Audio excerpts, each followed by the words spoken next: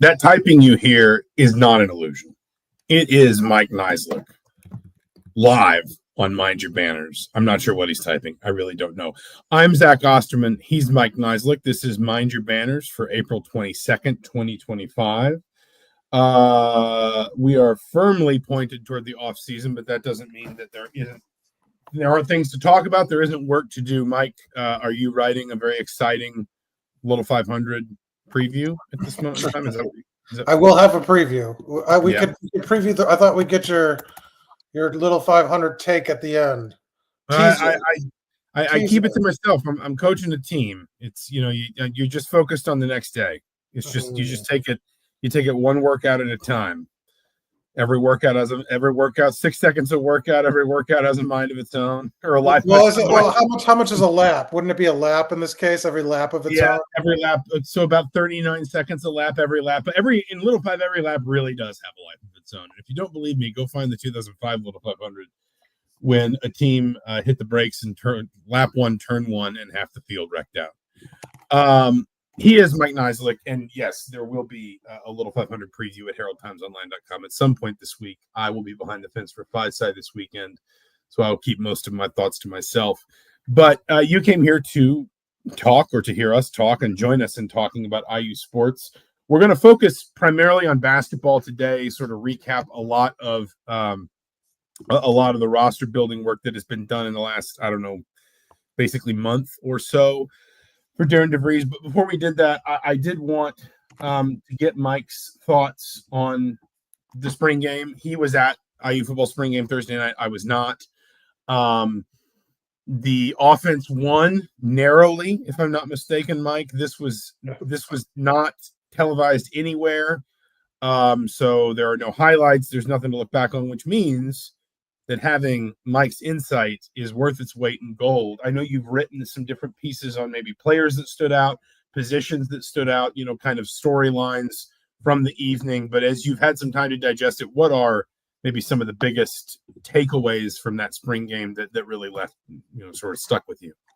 Yeah, I mean, not a whole ton. I mean, they even though it's not televised, they still didn't, open up the offense and do anything crazy. These games are very sort of vanilla, so you see a lot of checkdowns and things. There were only a handful of shots, downfield, passing opportunities, vertical passing opportunities.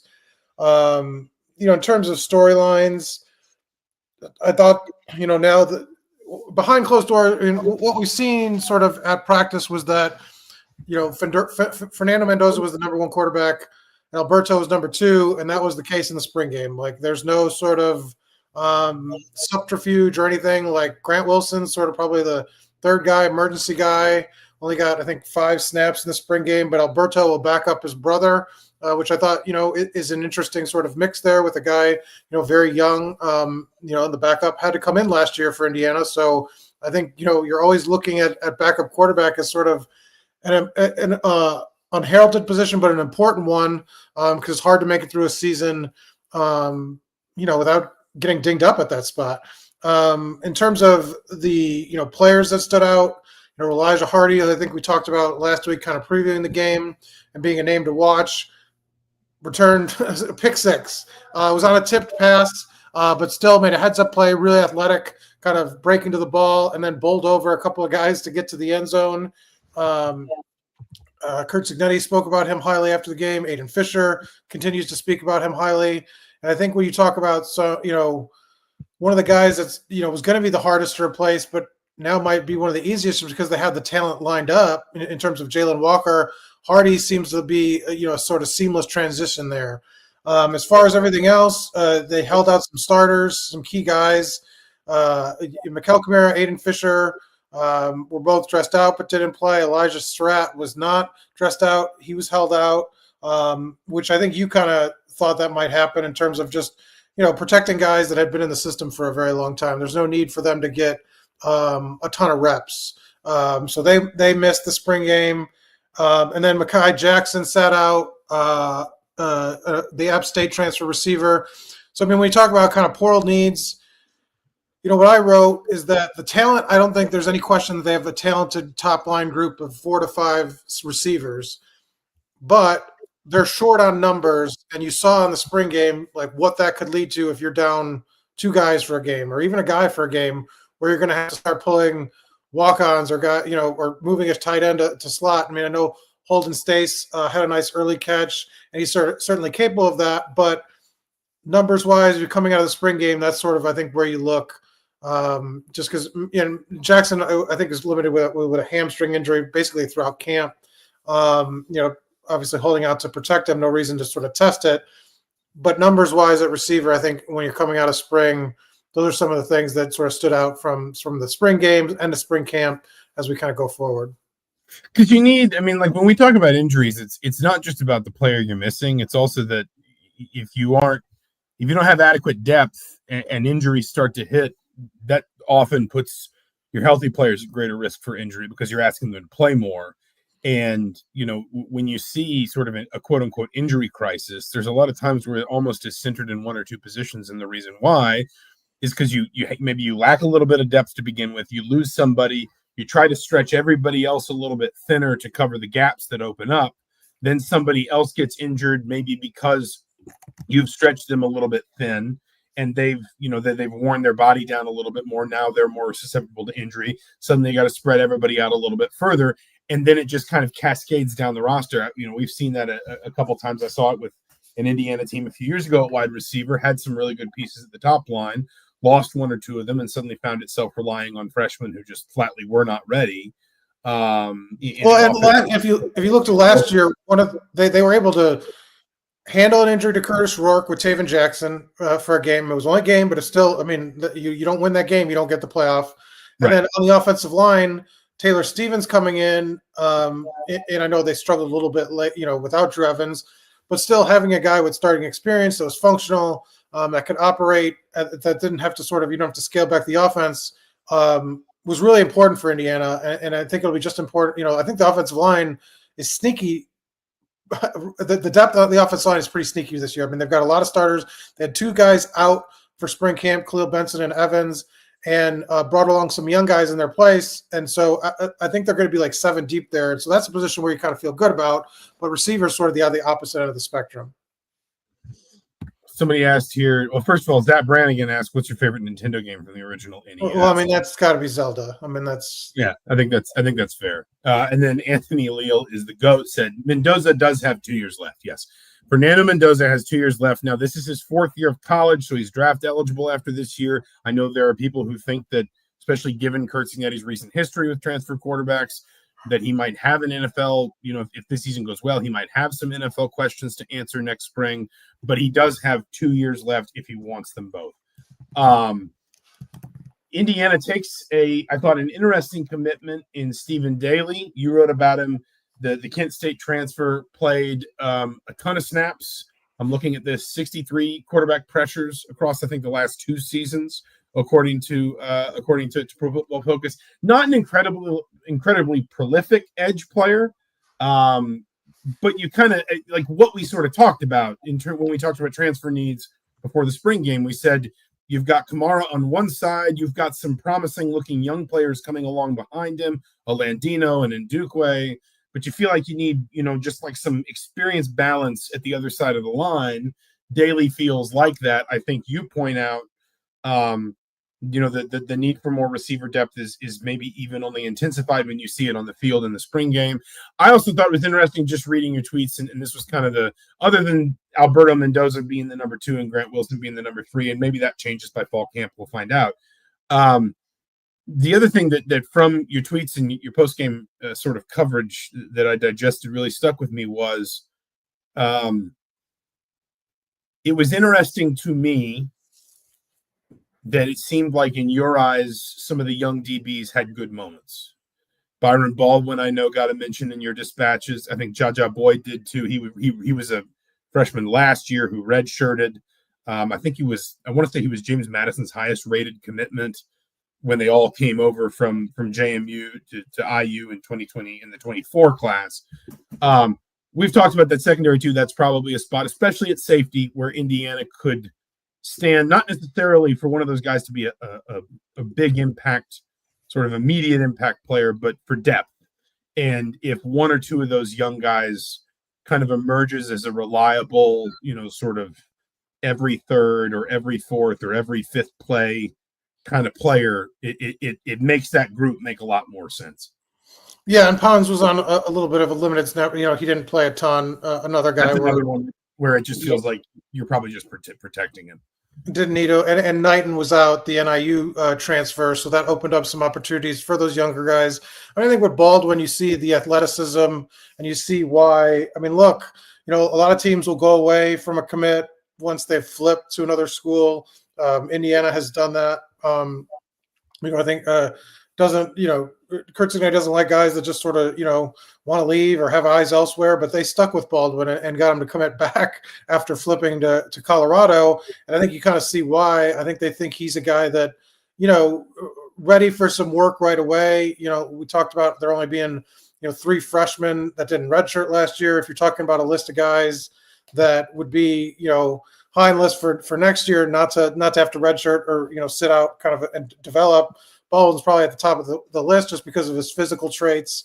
With the second team defense, I think most of the spring, and you kind of see why the coaching staff, A, really made it a priority to keep him, and B, really like him, just because it's just, he's got those traits that you like in that secondary. And like you said, they brought in a lot of depth in the secondary, 4 guys with double-digit starts under their belt, between safety and corner. But I think there's always room. That's a spot where you're rotating a lot of guys.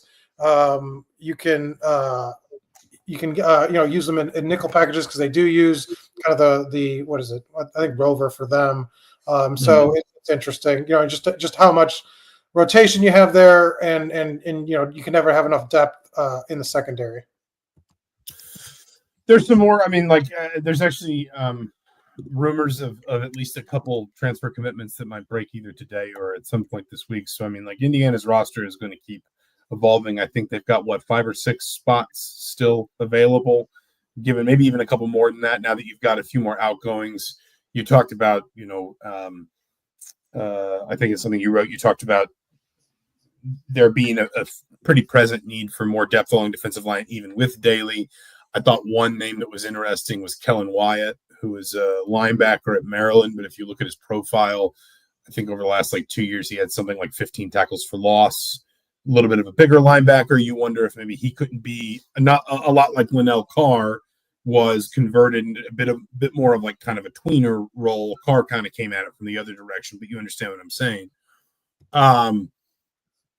That being said, we'll put football to one side for kind of the rest of this show.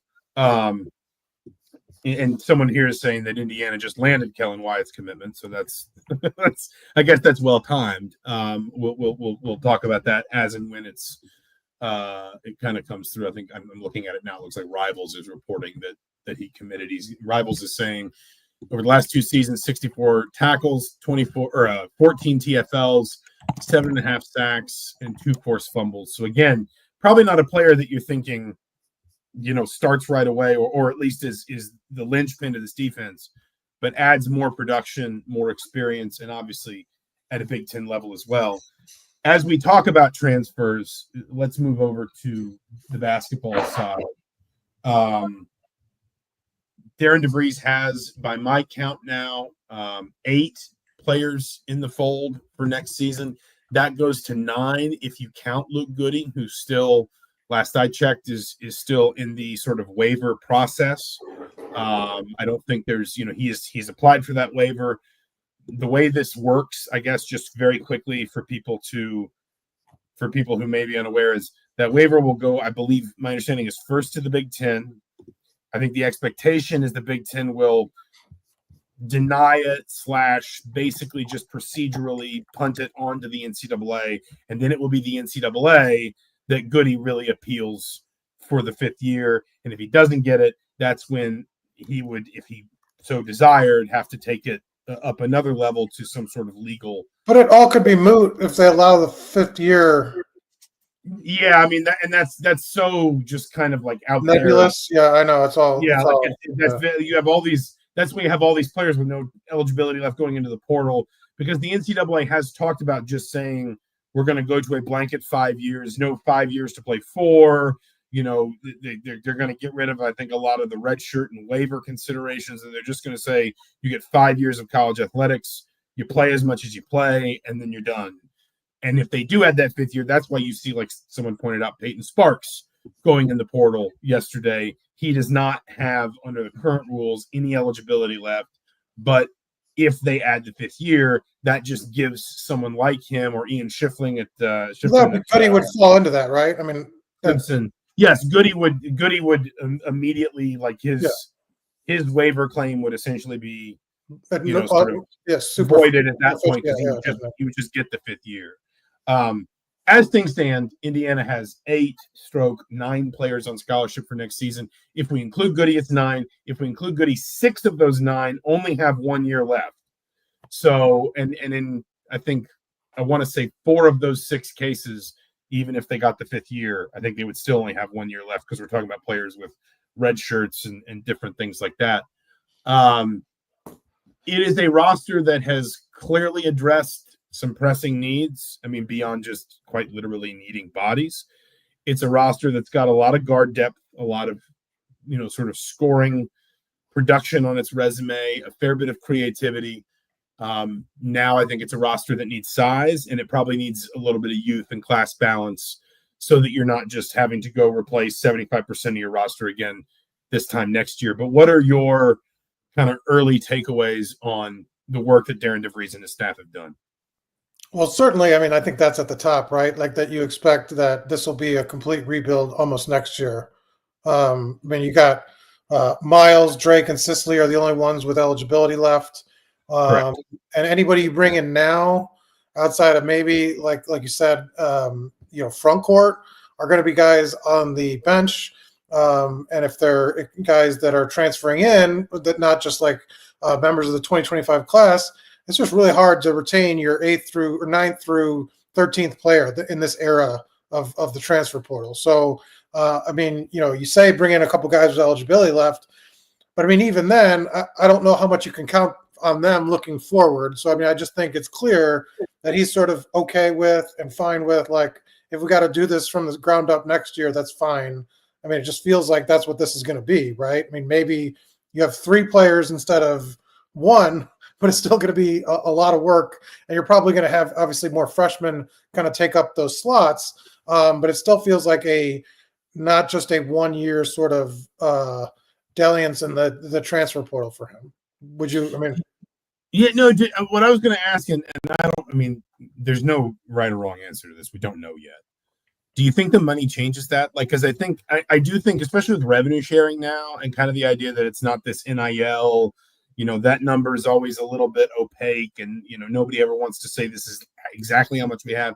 But when everyone knows how much money there is in revenue sharing, and broadly speaking, how much each school is committing to it does occur to me you can probably sell a pathway for a player that says we'll pay you this year, and then we'll promise to pay you this much next year, because and your pathway is essentially like if you're Josiah Miles, for example.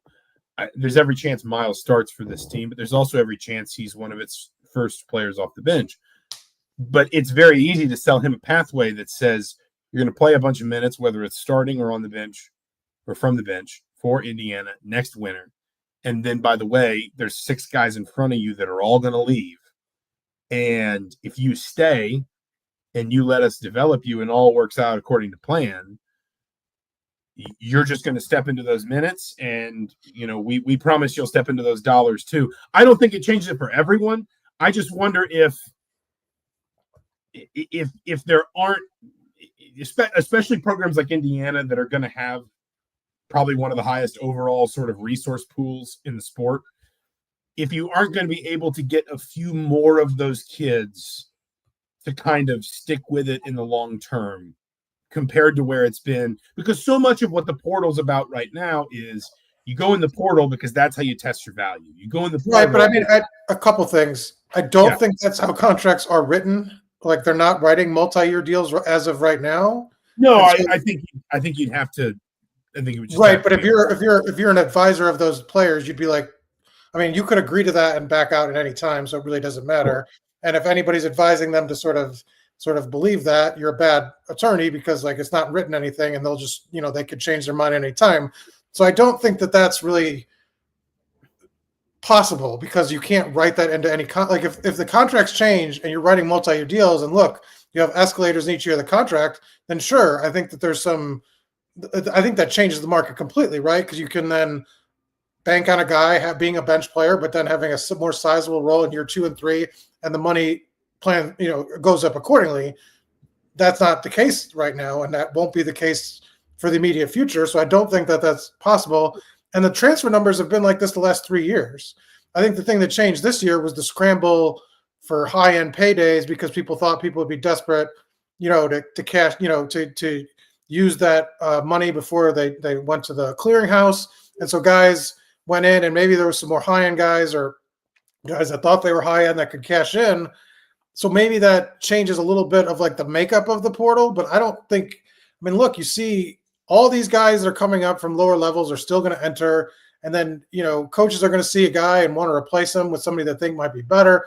I just don't think the movement slows down all that much with the changes, unless you say you go to enforceable contracts, essentially become employees where you can, write those language in. But I think the era we're heading in towards makes it a little more transparent, and maybe that stops a little bit because guys can't, bluff their way into bigger deals or maybe don't have as much leverage. But I still think you're going to see the back end of rosters for, high major teams or power 4 teams change over every year as the top players for mid majors seek to move up. I think there's still going to be that just like, the thing is that I think all of this, because the natural next step in if we start handing out multi-year contracts is contract buyouts.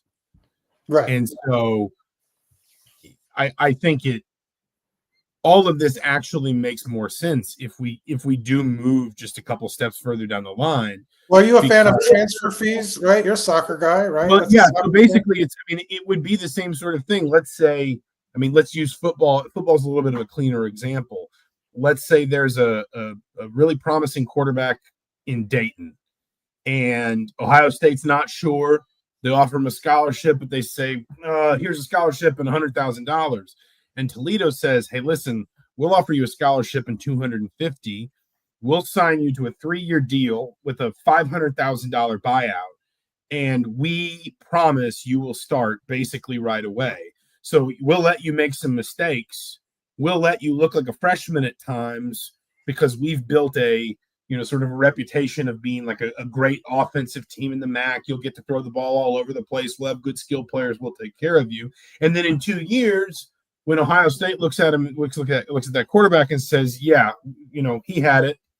He's proved it. Let's go get him. They have to pay the $500,000 buyout or $200,000 or whatever. That gets him out of his contract with Toledo. Ohio State can get him on a contract for, let's say, $2 million or whatever. I'm just making this up. And then some wealth gets redistributed back down the pyramid. That Ohio State has to send some money back to a place that needs it a lot more than Ohio State does. And this is how European soccer works. There are clubs in like Holland and in Portugal and in Italy and in Greece that are these sort of like, in Italy a little bit less so, but Holland and Portugal and Belgium are kind of 3 of the main ones that are very much secondary leagues competitively. And the best teams in those leagues, their whole business model is built around going and signing really, really promising young players, whether it's from, smaller leagues in Europe or it's from South America or Africa or wherever, developing those players and then selling them for really big fees to the clubs that have the most money in England and in Spain and in Germany and so forth. And it works for everyone. Those players tend to want to go to those clubs initially because those clubs will be financially invested in letting those players play young, make mistakes, and then move up. And then, it works for that club because that club gets the money to go, to operate, to go get the next 3 really promising young players and start the whole process again.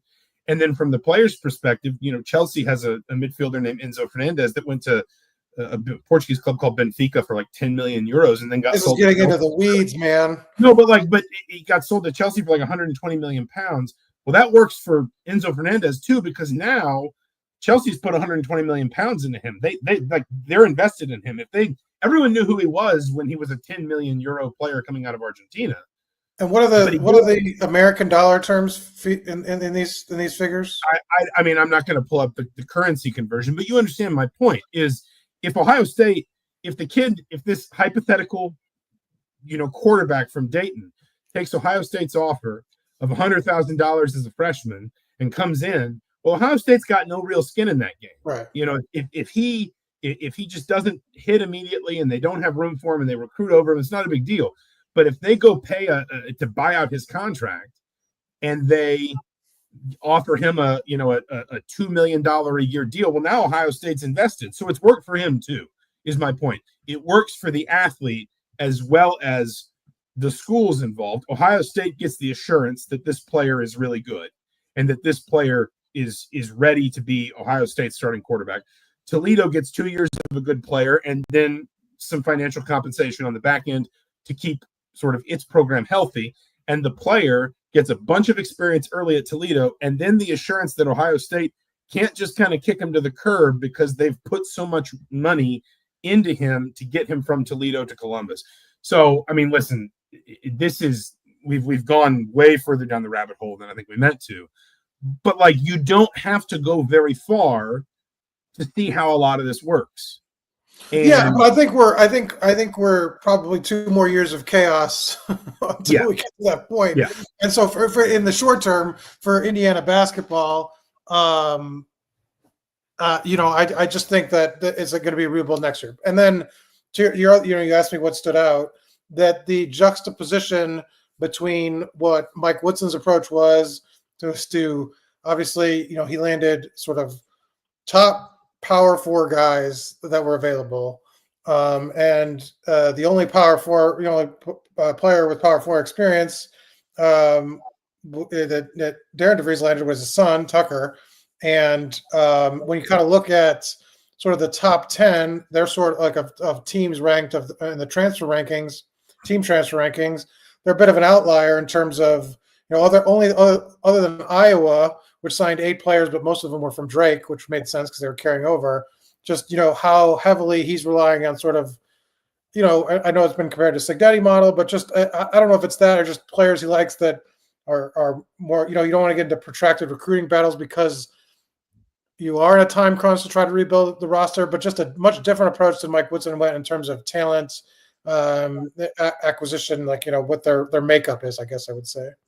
No, I mean, I like, and our good friend Matt Glennesk, whether he's listening or not, has kind of pitched me on pointing out like there is kind of a Signetti-esque element to this. The one thing I would be cautious about is like Kurt Signetti didn't invent the idea of up transfers. I mean, like well, but it also his was tied to the fact that he came from James Madison, so you bring the guys where you're from, right? Like if he's from, and it's also different too in football, where talent or potential does not translate nearly as cleanly into production in football. There are a lot more, let's say, top 500 football recruits that wind up not developing. If you're a top 50 basketball player, like there's a certain amount of assurance that you've got a floor in college basketball. And certainly if you're like top 20, whereas in football, there are plenty of guys that are highly rated that because of the physical demands of the sport or whatever, just never develop into what we think they're going to be. But at the same time, like Florida's 2 most important, sort of transfers and maybe arguably its 2 single most important pieces last season, period, came from FIU and Iona. Kentucky affected its rebuild around guys from like BYU and San Diego State. I think Dayton, Kobe Brea came from Dayton. If you look at Auburn, I think people forget because he was there for so long that Janai Broome started at a mid-major. So did Chad Baker-Mazara. If you want to see San Diego State as a mid-major, maybe kind of a mid-major plus. My point is, it is natural. I mean, Amari Williams, Indiana just took a player from Drexel. Amari Williams was so important for Kentucky coming from Drexel last year.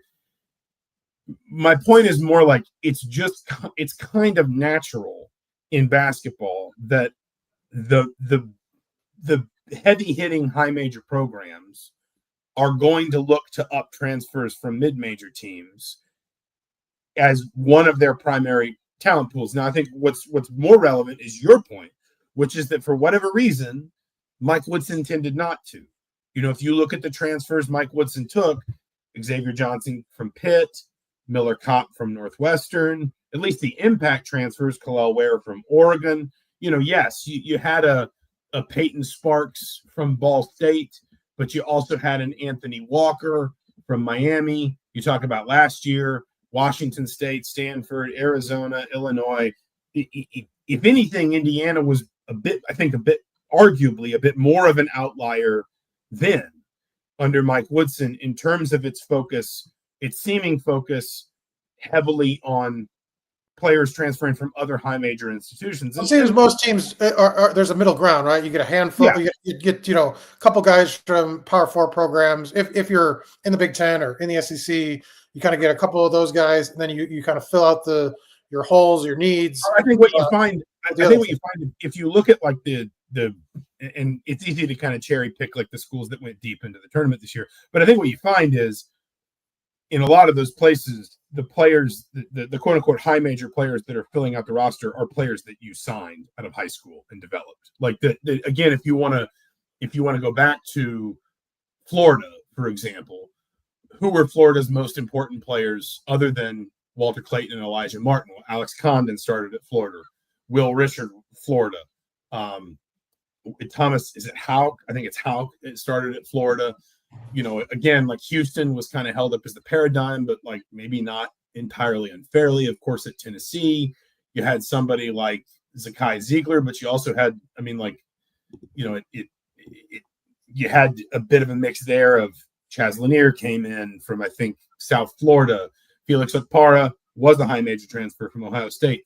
My point is, I think as often as not, when you're looking at the rosters that people sort of view as success stories in sort of the modern roster construction, a lot of the time the players you're talking about that are like the sort of high major talents that wind up filling bigger roles for you don't transfer in.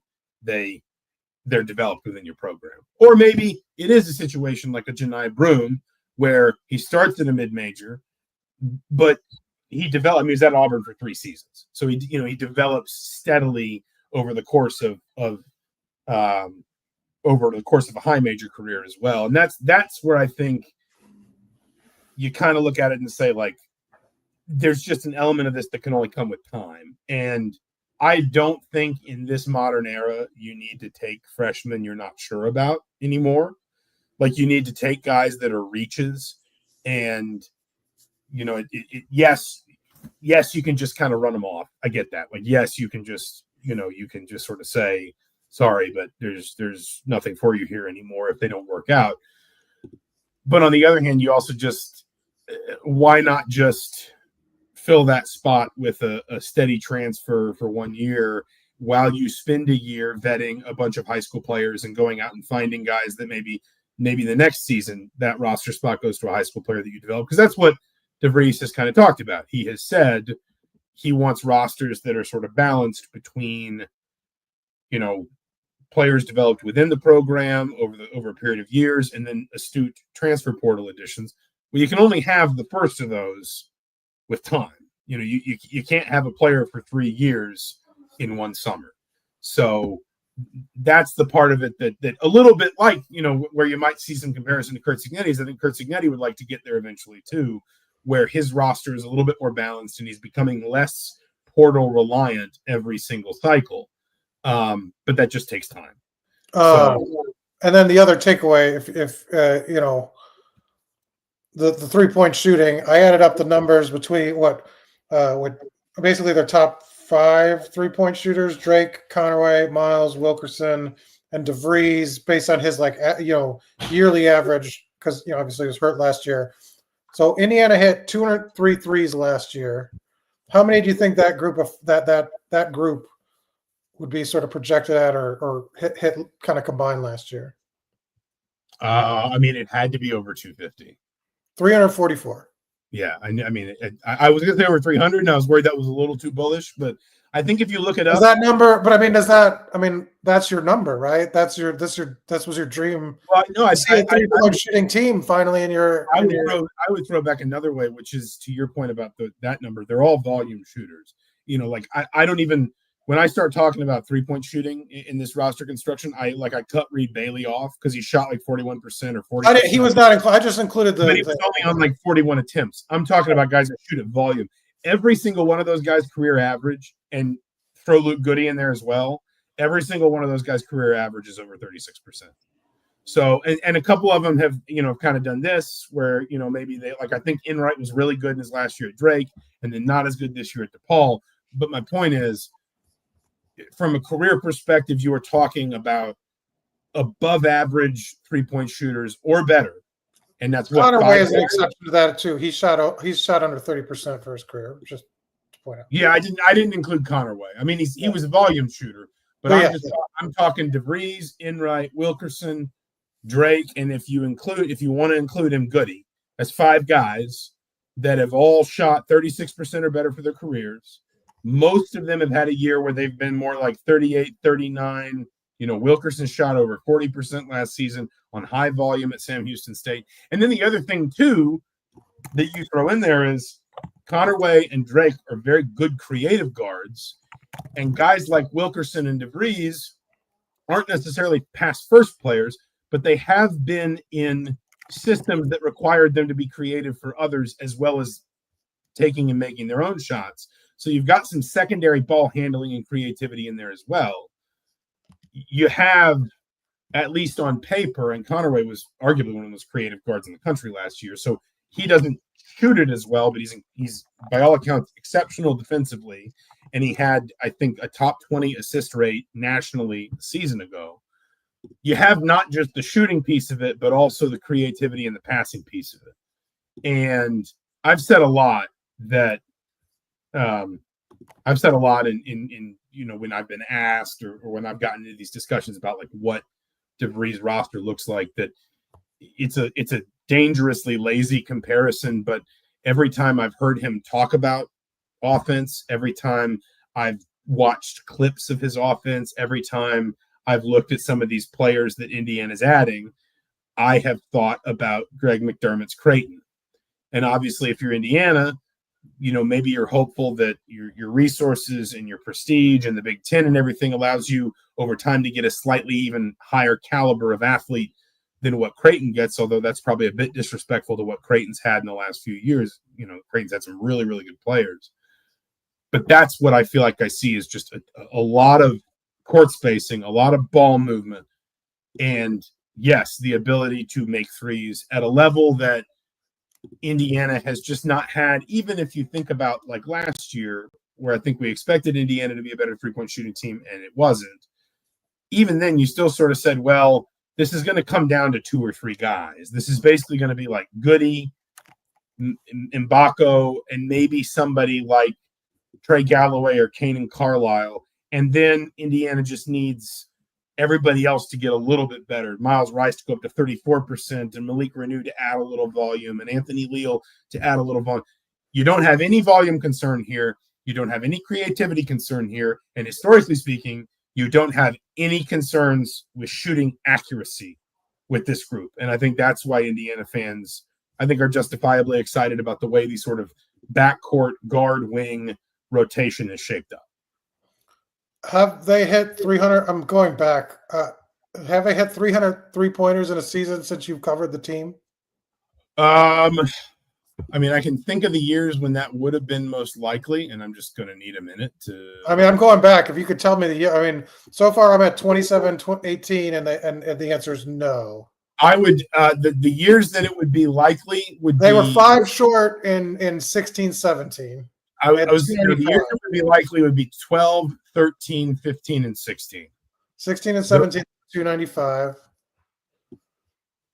I would be shocked if at least one of Tom Crean's. Yeah, the Yogi Ferrell's last year, they had 345. Yeah, and I bet they hit as many or more the year before that because they were incredibly 3-point reliant that year. I mean, to the point less, twice during your time covering. So about 10 years, though, since then. Okay. And obviously, listen, these numbers are going to adjust down a little bit. there's always an extent to which players are getting extra volume at the mid-major level simply because there's less individual talent. And so, but based on the when you have three-point shooters, 300 seems not unreasonable. No, I could, well, and like I said, this is where I would say not just shooters, but creators as well. Like, I don't think Indiana is going to have any trouble. Connor Enright has a really good reputation both as a point guard and as a shooter, not necessarily maybe at the same volume, particularly scoring the ball as some of these other guys, but that's another player that can both create shots for others and make his own when somebody creates them for him.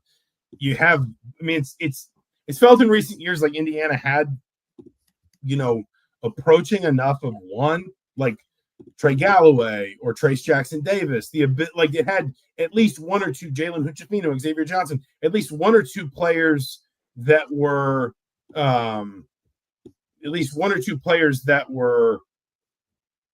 consistently sort of creating the opportunities Indiana needed, but obviously nobody hitting at nearly the level necessary in terms of volume or accuracy. And I just don't think those will be concerns here.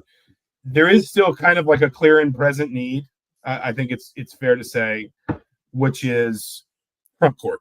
And I think that's been at least a little bit by design, in the sense that I think Indiana has kind of gone elsewhere for a lot of its volume.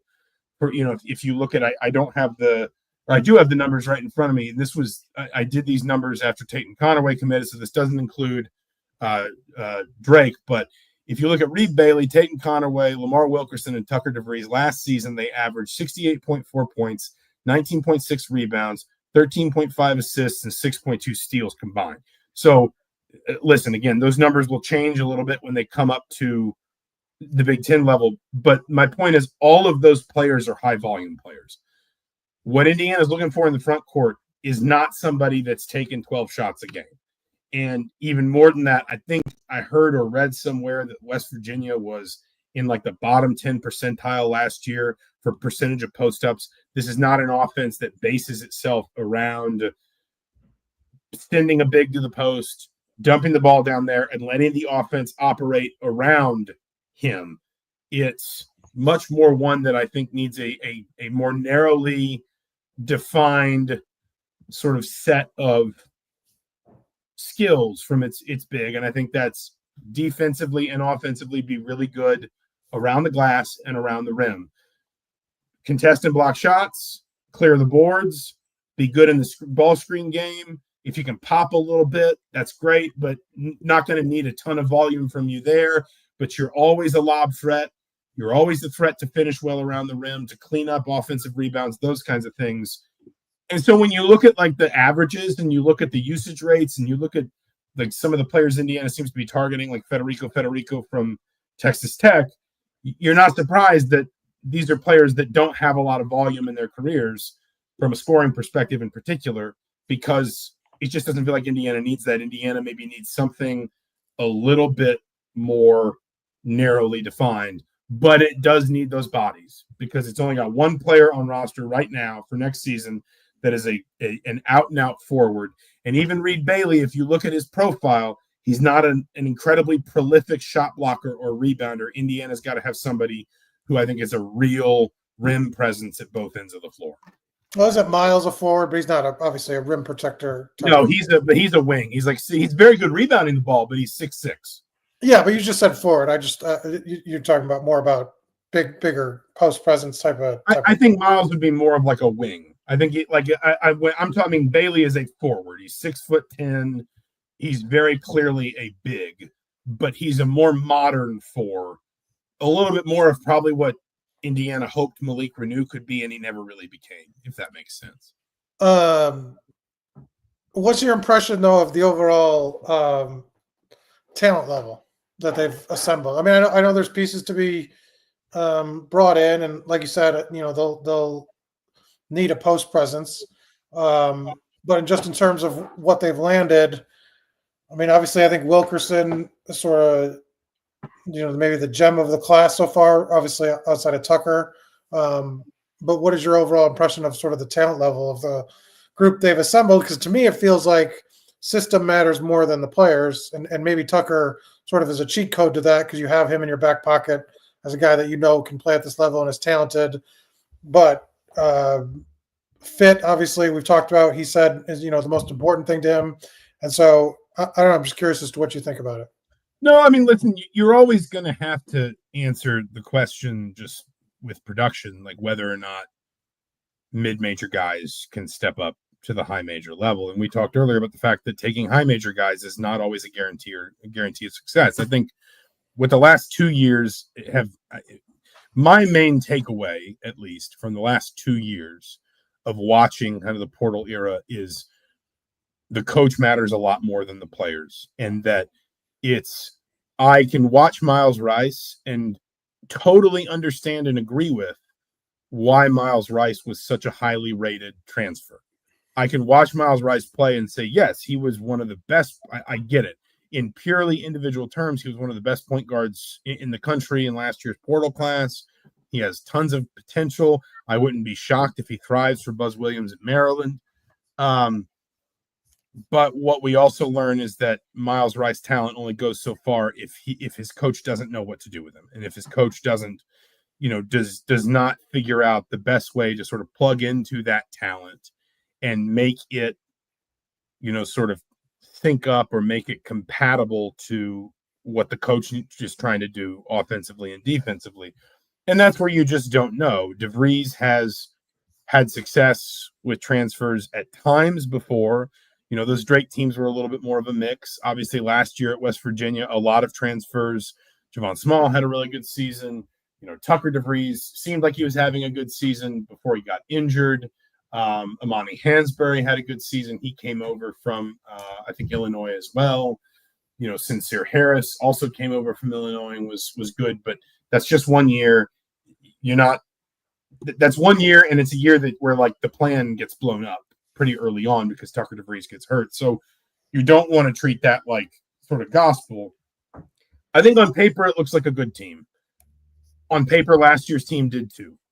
And, from a different direction on paper. And even in some of those early season games, I think we both in different ways came away from that Tennessee exhibition like, okay, maybe this team's got a little something. Maybe there's kind of some juice to really dig into here. And then it just very quickly turned out that there wasn't. I think you have to have a certain amount of faith in the coach because, like I said, my lesson observing the last 2 years when the portal era has really kind of settled in is that what matters a lot more is the coach being able to identify within individual players the traits he needs and then put them in positions to succeed. I think a lot of this makes sense to me, Indiana needs two bigs. And I think they both can be of generally the same archetype that I just talked about. Defend the rim, clear the glass, lobs, dunks, good in the screen game. Everything else is a bonus. Probably not going to post you up very much at all. Everything else is a bonus. I think it needs two of those just because you need depth. You don't want to wind up in a situation where one gets hurt and you have nothing behind them. And then after that, depending on the outcome of Luke Goody's waiver case, you'll have 2 to 3 spots to play with, and you can do with that what you want in terms of depth. Maybe there are a couple high school freshmen you want to get on late. Maybe there's a young player in the portal that you think needs a little bit more seasoning and development, but could have a higher ceiling long term, so you bring them in. But like, as if you promised me right now Indiana would get 2 bigs that can fulfill all the functions I just talked about and don't have to do anything more than that. They can average like 6 and 6 or 6 and 7. That's fine. As long as for what Indiana needs, they are consistent. You're telling me you're going to get 2 more big guys that are going to average 6 and 7 per game? Well, I think probably one that's more your starter that's 6 and 7, and another one that's maybe projectable. Because again, there have been some links to, I think Leo Curtis is his name. I think he's from Iceland. He signed with, or he was committed to, I'll find it right now. I've completely forgotten. He was actually recruited by both West Virginia and Indiana. I think he was with Arizona State and he got out of that, so he's open again. There's been a lot of question given the fact that he has a previous history with IU and also with this staff. Would he be somebody that Indiana would pursue, a 7-foot center? I think he's from Iceland, but he's been playing prep ball here in the States, so it's not like, the American sort of standard of basketball would be a shock to him. A guy like that would be interesting to me more as a long-term piece, whereas someone like the Texas Tech, Federico, the Texas Tech center transfer from Finland, that would be someone who it's more like steps in essentially right away. And just like that's your starter at the 5. And I mean, last year he averaged 5.1 points and 4.5 rebounds. I think you'd want those numbers to come up a little bit, but I think you'd also play more. So you don't think Bailey would start at the 5? I think if you got someone like that, no. Because Bailey but don't you think that could be maybe the plan? If that's the plan, I think this team's going to have some real defensive deficiencies. I mean, I like Bailey is a really intriguing player. He's very efficient for what he is. I'm curious if he can add any. He shot 41.5% on 41 3-point attempts last season. He's an incredibly talented or incredibly consistent free throw shooter, which you don't see very often for big. And he's a great passer. And if you watch his film, he's really good in like ball screen situations and out in the open floor. His footwork, his vision. He is not a prolific rebounder, and he is not a prolific shot blocker. And he really never has been. And that's down at the A10 level. I don't expect those qualities to become more pronounced at the high major level than they were at the mid major level. I mean, if that is the plan, then, fair enough, but you're probably going to wind up in a situation where you are probably going to wind up in a situation where you are just kind of trying to outscore some teams. Like, to give you a comparison, for comparison's sake, last year at Davidson, Reed Bailey, his defensive rebounding percentage was 16.2, or his defensive rebound rate. His block rate was 2.5. Amani Hansberry, who was essentially West Virginia's starting center, who was smaller but probably a little bit more muscular, had a lower block rate at 1.9, but a considerably higher defensive rebound rate that was actually better in conference play. And in my experience... But when you look at their West Virginia's predominant starting lineups, they had a bigger guy, Eduardo Andre, and who started... I don't know if he got hurt or they just moved away from him. Hansberry played a lot more than he did. Yeah, but I'm saying, so he started 9 games, but he was healthy, and then they went away from it and went to Hansberry. It seems to me that they preferred a lineup that just had one sort of forward, not necessarily a big. I mean, if you want to use Andre as an example, then in the 31 games he played at West Virginia last year, he only attempted 96 twos or 96 field goals total, but his block rate was 9.6%. That's elite. That's incredible. Right, but what I'm saying is they didn't have him. Rate was significantly better too. Right, but I'm saying they didn't have him start. Yeah, I understand that, but Hansberry was a substantially better rebounder than Bailey on a percentage basis. And Andre was both a better rebounder and a better shot blocker, a substantially better shot blocker on a percentage basis. Neither one of them were particularly. Hansberry was a little bit more high usage offensively. I think a lot of that comes down to the fact that they just kind of wound up in a 2-man game with Hansberry and Javon Small because Tucker DeVries got hurt and then other guys had to fill in around him.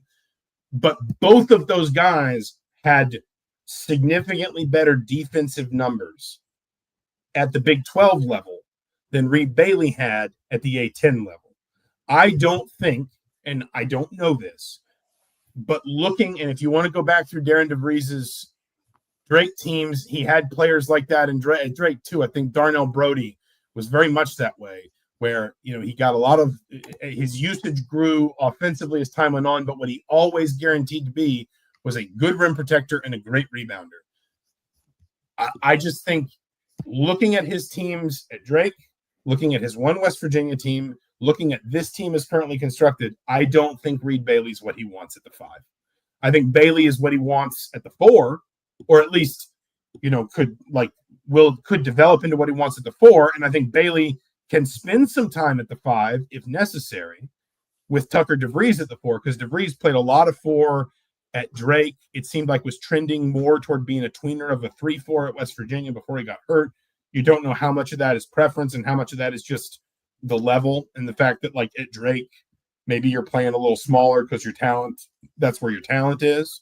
Whereas if you're at a high major level, maybe Tucker DeVries is more of a 3. I don't know. We'll see. But for my money, Bailey profiles more like a 4. And that means you're looking for somebody from a defensive perspective in particular to play the 5. And then I think you have, my point is, you take one of those players, he and Bailey kind of can interchange at the 5 depending on needs, depending on matchups. And then you have another one to back up that big and also develop longer. That's just a lot of talent to add at this point when you've already sort of, I don't know.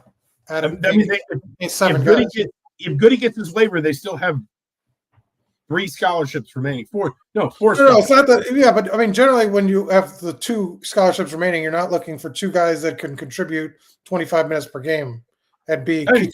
They have 4 scholarships remaining.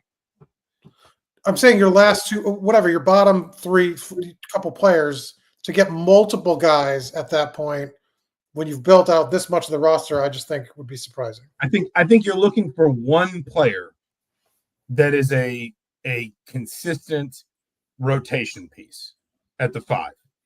And then I think, let's live in a world where Luke Goody gets his 5th year. That's 9 scholarship players.